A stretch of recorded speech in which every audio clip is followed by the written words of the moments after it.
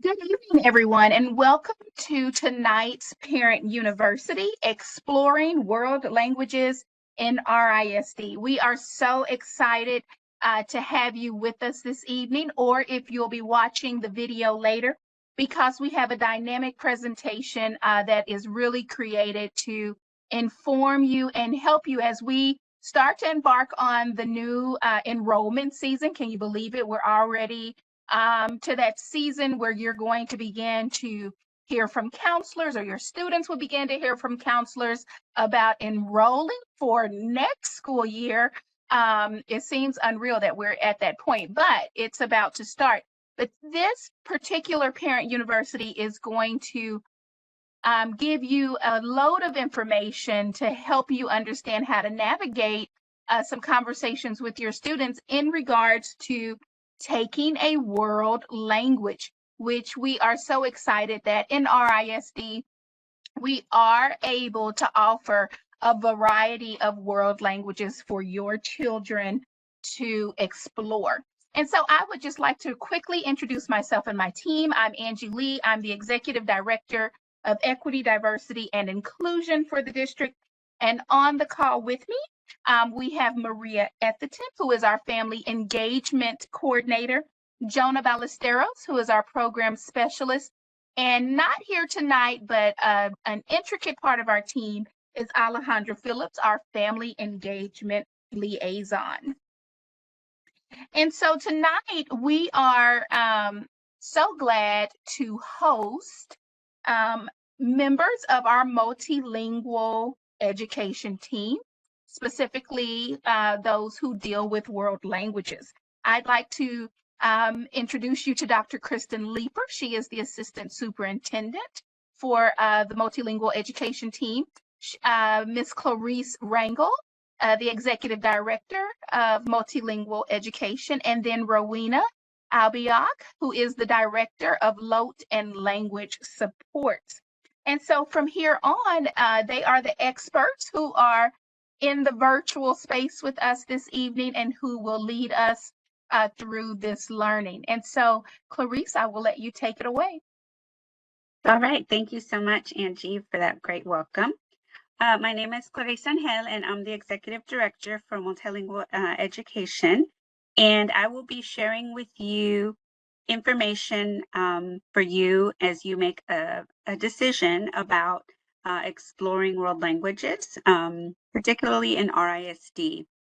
The term world languages is also referred to as LOTE. You might have seen that abbreviation, and that stands for languages other than English.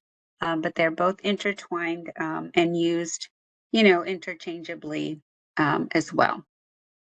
So we're going to really look at diving into what are the pathways that will help support our students in becoming bilingual and biliterate.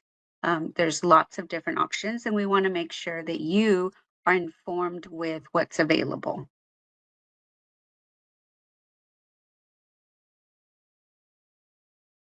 Okay, so we're going to start off by having a conversation about what career paths or goals do your children envision for themselves? I know sometimes we talk to our children about what they want to do in the future, or who they, what kind of role they want to be in. But we may not have a conversation about all the possibilities that knowing 2 or 3 languages could bring for them. Now that we know that we live in a really global society, our children can now not even necessarily leave the country, but be working with people across the globe.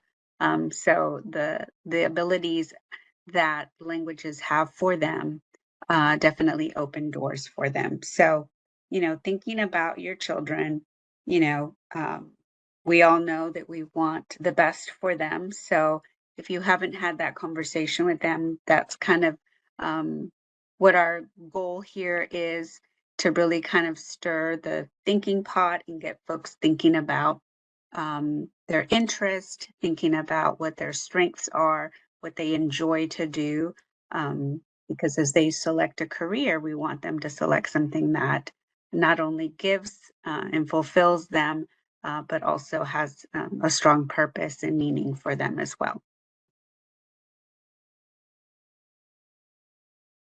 Okay, so here is a question that we're going to dive into: why learning a second or third language is important.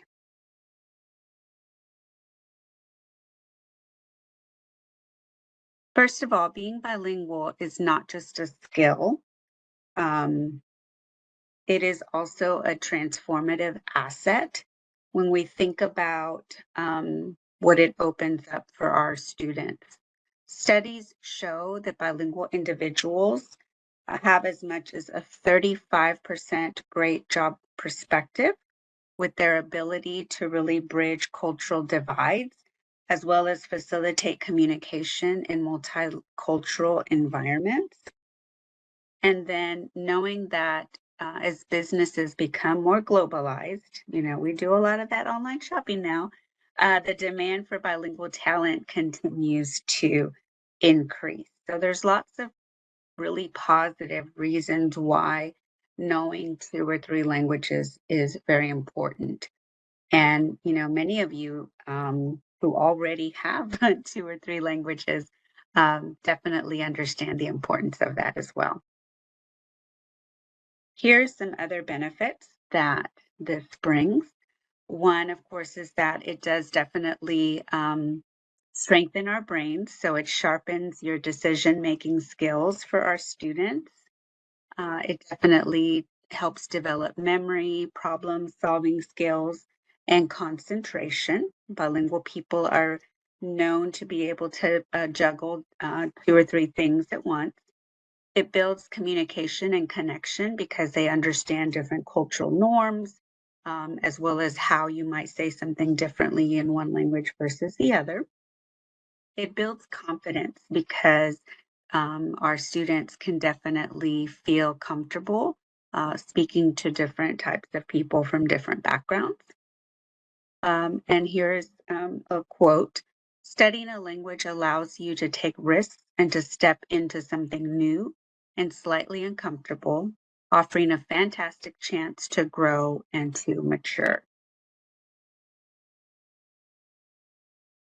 So when we look at communication, we also want you to understand this idea of multiliteracy cultural awareness, because through our World Languages Department, we really want to foster these key pieces. So communication is key. The concept of multiliteracy, knowing that we can read and write in various different languages, and then also having that strong cultural awareness of understanding not only their own culture, but understanding cultures of others as well, and really seeing that as a way to connect among different people. These are the program goals that the World Language Program has. First of all, we want to educate students to be linguistically and culturally equipped for effective communication in a multicultural society. The second goal is envisioning a future where all students develop and maintain proficiency, not only in English, but also at least one other language. And third, to provide opportunities for students from non-English speaking backgrounds to enhance their proficiency in their first language as well. That's where those 3 pieces tie in. One of the things that you may not be aware of is that studying a world language or language other than English is part of our graduation requirements. So the requirement is that at minimum, our students have 2 credits in a language other than English, and it does need to be in the same language. So here is a visual of what that could look like. If your child starts in Spanish, say level 1 or level 2, they would need to follow with the next course in order for them to meet this graduation requirement. Same if they were to take French or Japanese, which are some of the languages that we offer in RISD. The other way that you can get this credit is through computer programming. This is something that a lot of people may not know. So these are some of the other courses that can fulfill that. Computer Science 1, 2, and 3. Any advanced placement courses that come with computer science. So either the computer science principles or just the AP computer science class. So they can also fulfill that requirement through these following courses. So let's look at some of the course offerings that are offered. When we look at junior high or middle school, these are the courses that are offered at that level. Students can take Spanish 1, or they can take Spanish 1 and 2, or French 1 and 2. And then there is also a new strand for Spanish speakers, because these are students who typically are a little fluent or at least have some proficiency in the language. They start off in Spanish 2 and then can take Spanish 3. There is an exam that is given to students before enrolling in one of those higher courses. At high school, these are the courses that are offered. Again, students can take either Spanish, French, Latin, or Japanese. And so they would pick the language track that they would like to participate in. And you'll see the different levels that are offered at the different for the different languages. And students can go as high as they would like. So they can certainly continue beyond those 2 years in a particular language. Of course, the longer they stay in the class and they continue with that language, the stronger that they can be in that language and develop, definitely fluent level speaking. So here are some advanced placement information when it comes to our world language courses. Again, these are high school courses that offer college level curriculum and exams. The curriculum is created by College Board, which is the outside entity, and that allows for the students to be eligible upon completing the course for actual college credit. So this would be credit that students would earn on their transcript and could transfer to any university and have that credit already earned.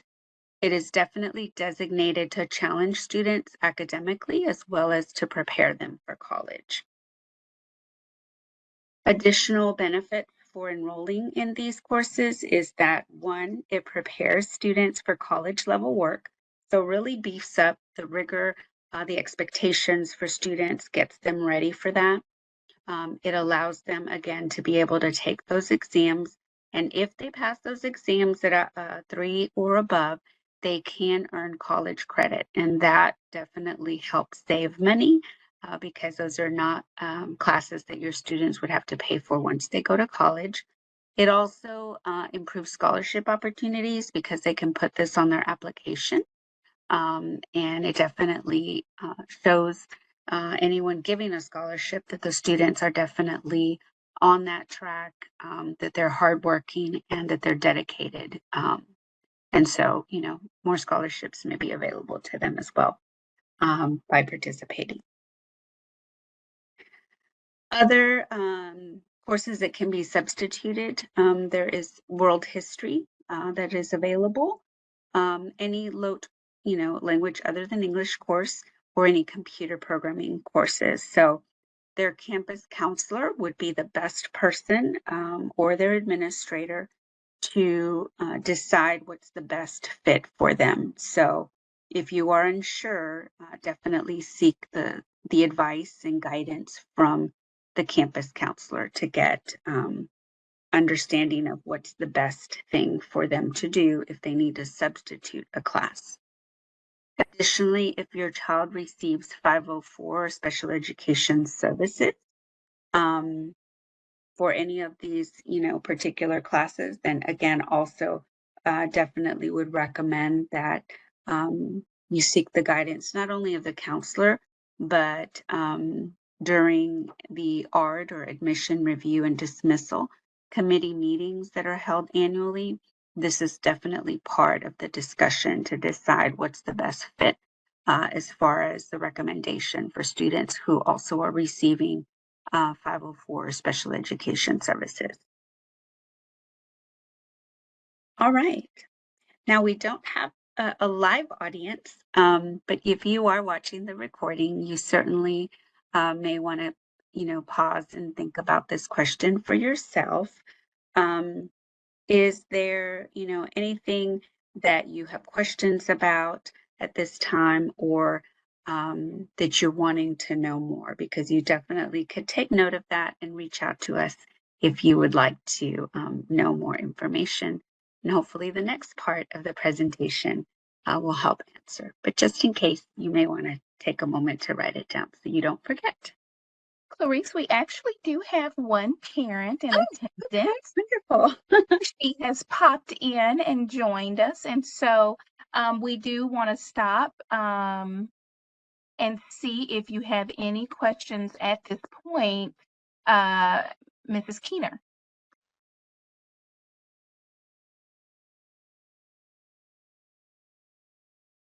And you can, as we move on through the presentation, if you do have questions, you can put those in the chat or raise your hand, and we will be sure to pull your questions forward. I think she raised her hand. She did. Donna, is she unable to mute, or you may have to unmute her?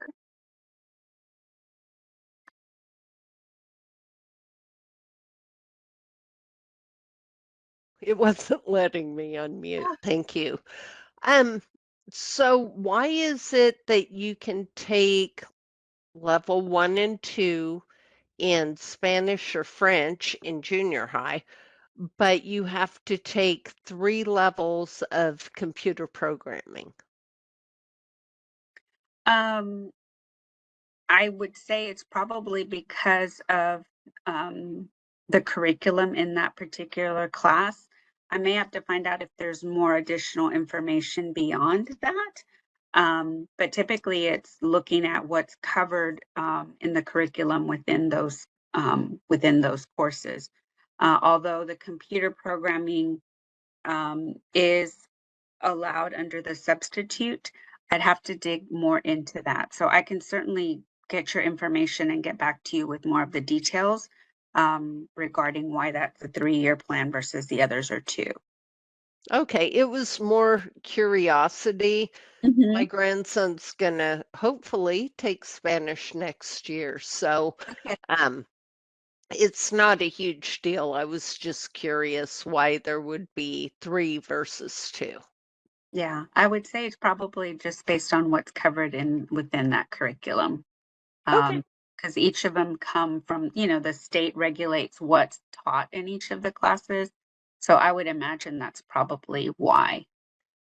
Okay. Having done both, I found computer programming a little more challenging. So I was just curious. Thank you. Yeah, absolutely. And I'm wondering, Clarice, if it Mhm. has something to do with the required 2 credits of foreign language or world language, and allow, because I know there was a time when we wanted them to start earlier so that Mhm. they could ensure or give them more opportunities to complete those 2 credits earlier of the world language, and then have more space or open up more room in their schedule, for exploring other electives. I'm just wondering if that has something to do with it too. Yeah, it could also have to do with, sometimes when they put a class at middle school, they shave off some things, um, not necessarily for Spanish, but it could be for that computer science course where they extend it. So it's possible, but all of it would have to be ruled among like what's required to be covered within that time allotment. Because different districts do it different ways as well. I've also seen where they they do a half a year for a full year and they only get half a credit. So every district does it a little bit different. So it could just be how we've divided up the standards for that particular class. Okay, that makes sense. Mm-hmm. Okay.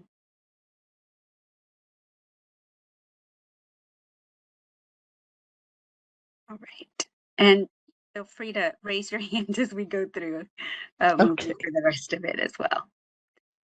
Okay, so now I'm going to tell you a little bit more information about something that's relatively new, and a lot of our parents are not familiar with this. And that's that Texas has a performance acknowledgement across the United States. It's recognized as sort of this idea of a seal of biliteracy. Texas doesn't actually have adopted an actual like a seal that we put on anything yet. That's definitely something in the works. But they did, in their regulations, come up with criteria where we can certainly recognize and award what they call a performance acknowledgement for biliteracy for our students. And so it's definitely something that we want to let everyone know about because it's an additional accolade and honor that our students can be eligible for. So the performance acknowledgement in biliteracy and bilingualism is something that officially would go on students' transcripts, and they can certainly take that to the university. And it is awarded to our high school students who are able to demonstrate strong skills in both English and another language. So there's different requirements as far as how a child will show this eligibility. And so we're going to kind of talk about what are the different ways. Whoa, here we go. um, so in order to earn the Texas Seal of Biliteracy or the Outstanding Performance in Bilingualism and Biliteracy, they would first need to complete all their English course requirements. And in those courses have a grade of 80 or, the minimum grade of 80 or above, obviously, and it's equivalent. So they have to be doing fairly well in those courses.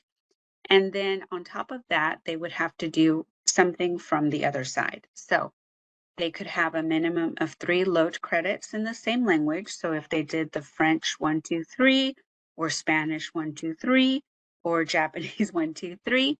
And of course, they have to be performing well. So they would have to have a grade of 80 or above in those courses. That's one way that they could earn it.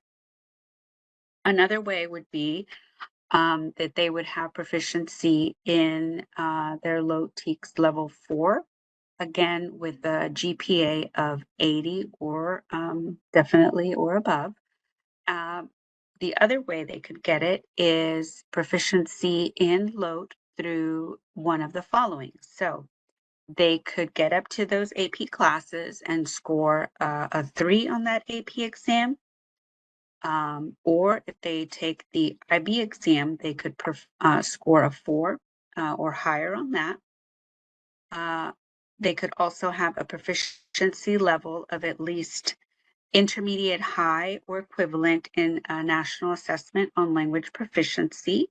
So that's also an option for them.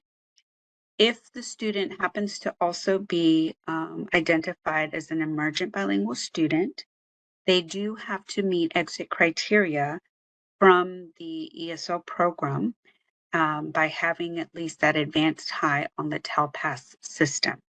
And so that would be an additional requirement if they happen to be an emergent bilingual student. Last year, we had a little bit over 320 students who were eligible for this. And we began to recognize them not only by putting it on the transcript and making it official, but we've also began to provide honor cords for our students to wear at their graduation. Because we really want to recognize and honor the hard work that they have and continue to make sure that we celebrate our students who are really taking learning a second or third language very seriously and, being able to use that for their future endeavors. Is there any questions about the seal of biliteracy or this performance acknowledgement?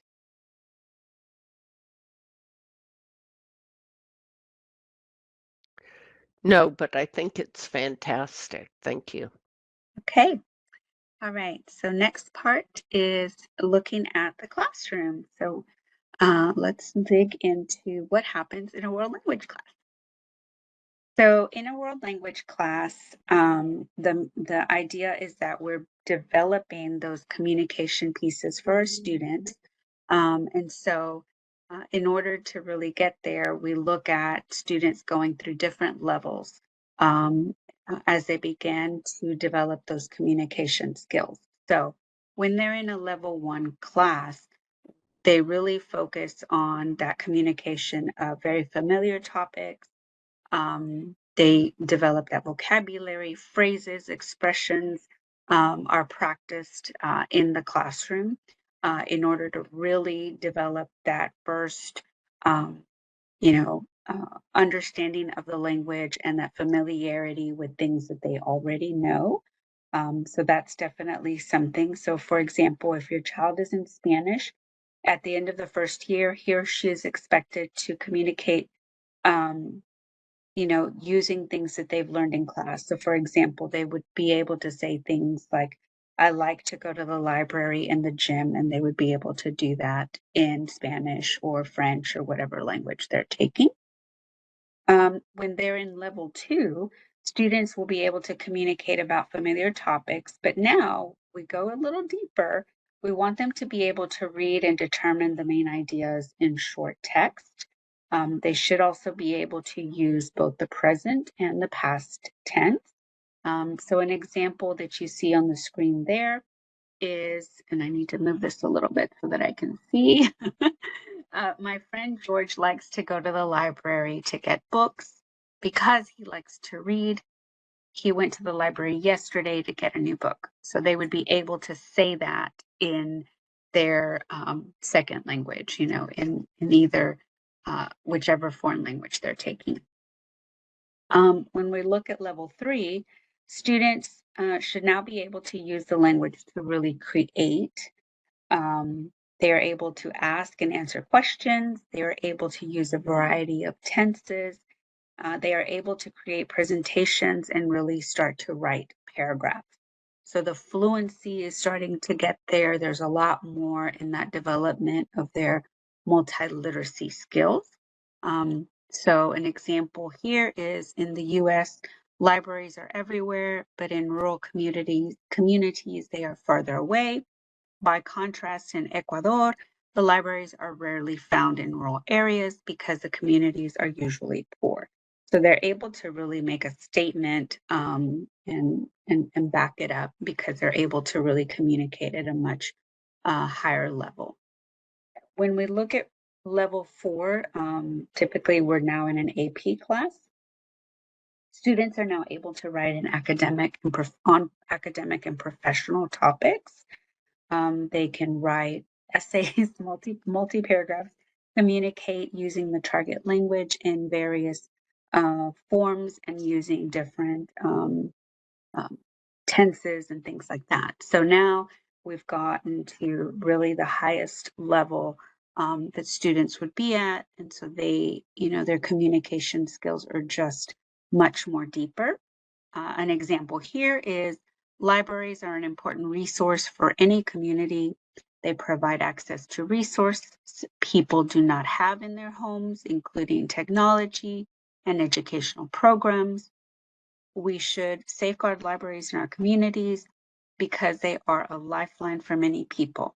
According to L Times, libraries will serve an important role in your communities for years to come. So they, as you can see, like from level 1 to level 4, the extent of the development and the difficulty that our students are then able to do on their own.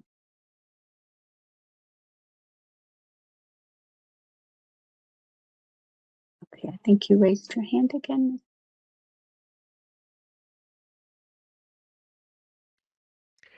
Are they tested more on reading and writing or also spoken language? As they develop through the levels, yes, there's going to be much more, the assessment aligns to what they're being taught. So yes, in level one, they may be writing, a little bit just short sentences and things like that. And as they get through each of the levels, there are assessments that the students would have. The most difficult, of course, is once they get to level 4 in AP, because those are actually developed by College Board, because they are eligible to earn that college credit. So typically level 1, 2, and 3 are developed internally. But once we get to level 4, it comes from College Board, and that's universal across, the U.S. That's the highest level. Okay, so you're saying that the higher the level, the more written they have? Yes, they'll have more written and more reading as they develop. They're still going to read a little and write a little in level 1, but the complexity gets harder for each level. Okay, thank you. Mhm.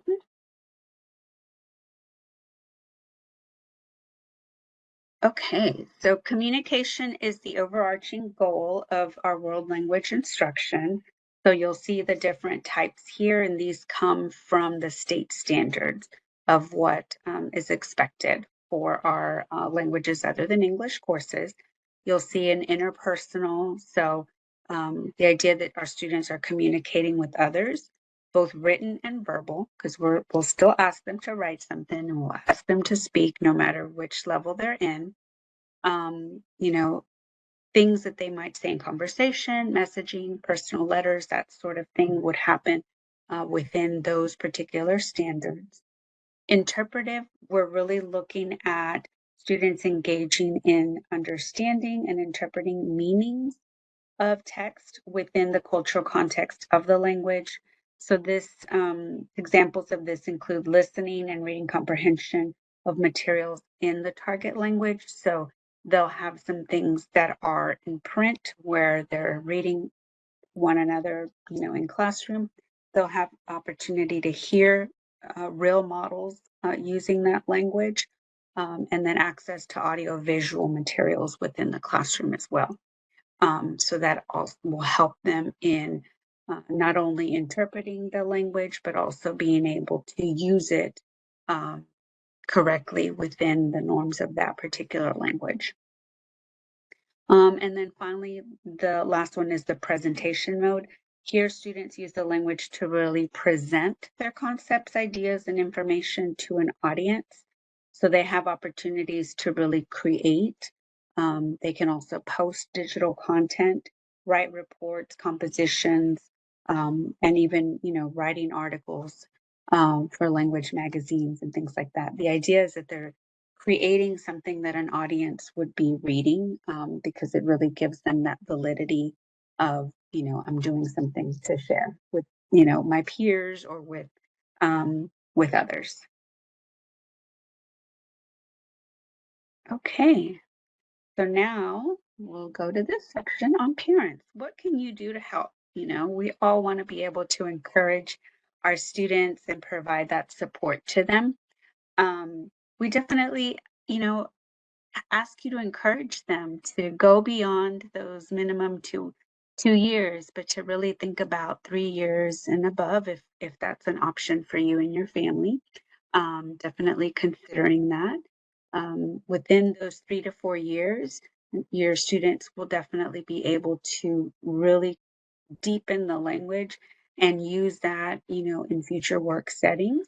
Many colleges and universities, depending on what career path they're going in, many of them have career plans that ask for more than that minimum of 2 years. So that's why it's important to really start off with what are the long-term goals for that your student has, to really have that conversation and decide. Another piece that can help is to really create your opportunities for your children to be exposed as much as possible. Our kiddos now can access shows, movies, magazines, all sorts of things very quickly with, different languages, subtitles included. All of that is available really with a click of a button in changing a setting. So it definitely makes it fun as a family to try a language out. Just, I know in my home sometimes we'll switch it and, we know what the phrase is, from our favorite character, and just to hear it in the different languages is always just kind of like, oh wow, it's very expressive in one language versus another. But it also helps us to learn greetings and things like that. um, Thirdly, remind your children that language learning doesn't have to, follow a straight line. It's not, um, it's not always just, consistent. And we want to make sure that they, don't give up on it, but, they can decide what's the best thing for them. And then, of course, the last one being that we want our children to have fun with it. When learning is fun, you don't even feel it, and it sticks with you. And sometimes I've heard lots of parents say, after children have been in a program for a year or two, how they've traveled and how their children, just use the language with natives, and it just sort of comes out.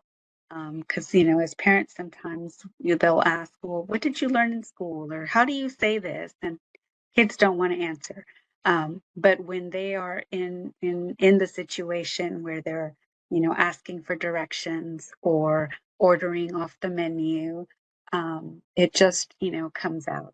So it's really fun to celebrate those types of things with your students or with your children, right? Let's see. Okay, and so we're getting ready to do some of our closing statements here. You're welcome to put this in the chat box, or if you'd like to share it out. But this is just a little closing activity that incorporates a little bit of thinking. So thinking about your child, or in your case, your grandchild, what are you looking forward to? That's one thing you could answer. Or you could say, one thing I can do as I start thinking about next school year is blank. So if you want to participate and give us a little feedback, we'd love it.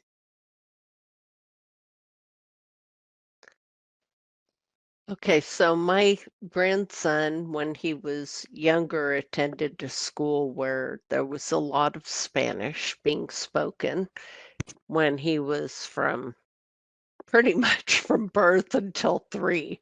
And then they quit teaching him, and his great-grandmother spoke Spanish, and so she started teaching him a little bit. So I'm looking forward to when he takes Spanish next year to really continuing that and learning it and hopefully having fun with it. Mhm.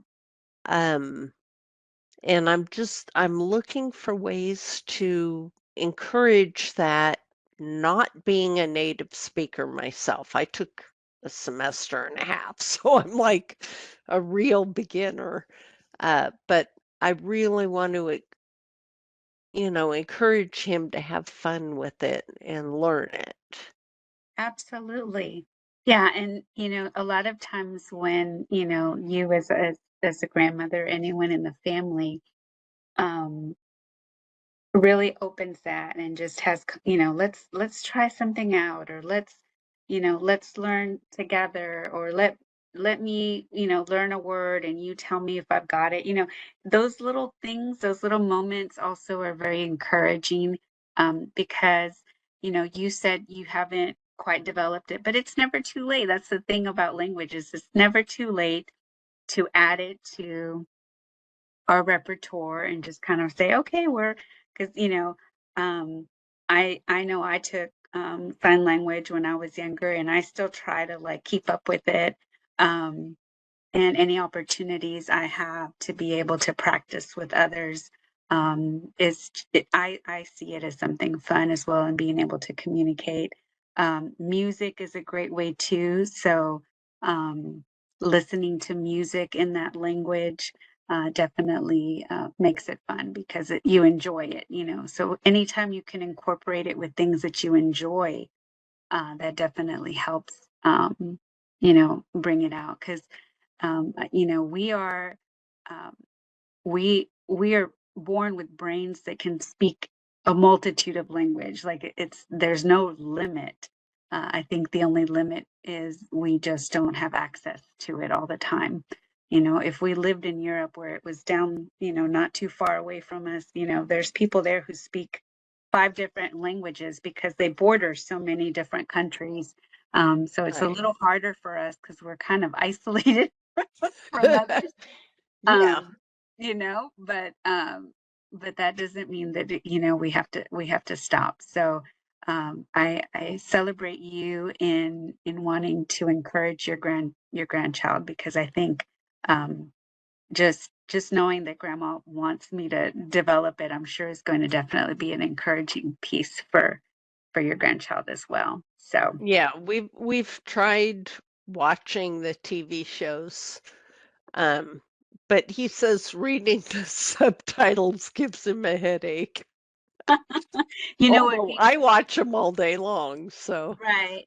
Try watching those that that you know, he already knows, because it's like you know what to anticipate, you know, and so then maybe the subtitles don't have to be there as much, because it's like, okay, I know what's going to happen, and oh, okay, okay. you know, because yeah, I know it can get tiring to sometimes just look at the subtitles, even though they're good too, because it helps you read the language. So, Okay. um, great, great. So we're kind of reaching the end here. And the last thing is just any additional comments or questions that you would like to make. Um, and then we have a final survey that goes towards the end here. So, and we've got plenty of time for, you know, questions or comments that you would like to make as well. Well, I just want to thank you for doing this because I found it very interesting. I'm surprised I'm the only parent on here, but I'm kind of a geek like that. So, um, Well, it's so being recorded so others can watch. Sometimes, you know, getting home is hard, you know, when trying to pick up dinner and all that sort of stuff. So we definitely are so glad you took the time to join us, and that you know, are going to take this back to your family and help um, support them as they make, you know, the next moves.